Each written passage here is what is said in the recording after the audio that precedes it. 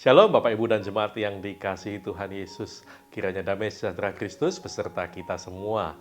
Marilah kita tetap bertumbuh dalam anugerah-Nya dan dalam pengenalan akan Yesus Kristus sebagai Tuhan dan Juru Selamat kita. Selamat mengikuti renungan firman Tuhan hari ini.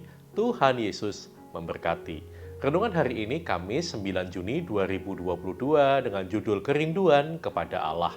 Kita akan baca satu bagian firman Tuhan di dalam Mazmur pasal 122 ayat 1 yang berbunyi demikian. Aku bersuka cita ketika dikatakan orang kepadaku, mari kita pergi ke rumah Tuhan.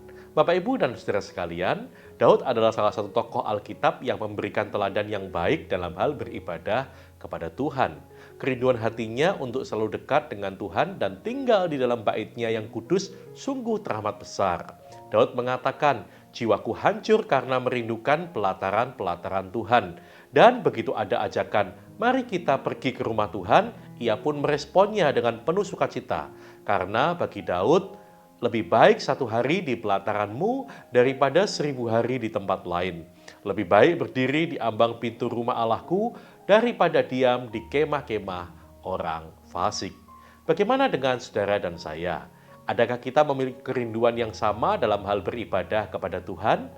Masa pandemi yang hampir berlangsung 2 tahun ini, apakah sudah membuat kita merasa puas dan nyaman dengan mengikuti ibadah minggu secara online dari rumah kita masing-masing?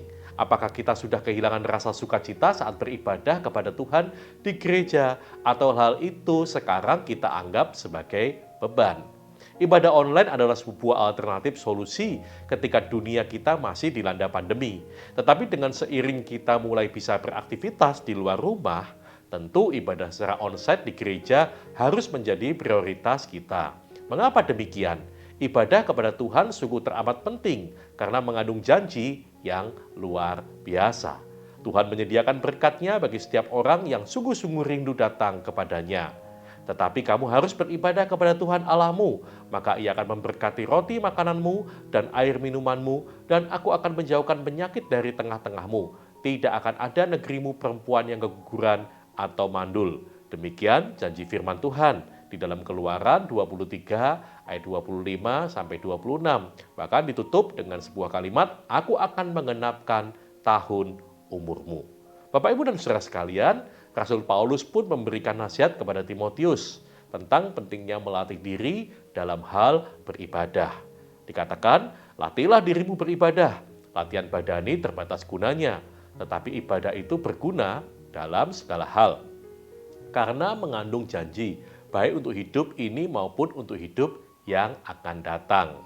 Oleh karena itu, marilah kita mendengar nasihat penulis kitab Ibrani. Janganlah kita menjauhkan diri dari pertemuan-pertemuan ibadah kita, seperti dibiasakan oleh beberapa orang. Tetapi marilah kita saling menasihati dan semakin giat melakukannya menjelang hari Tuhan yang mendekat.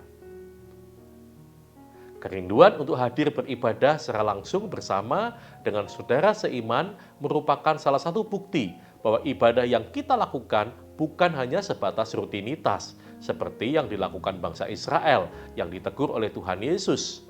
Bangsa ini memuliakan aku dengan bibirnya, padahal hatinya jauh daripadaku.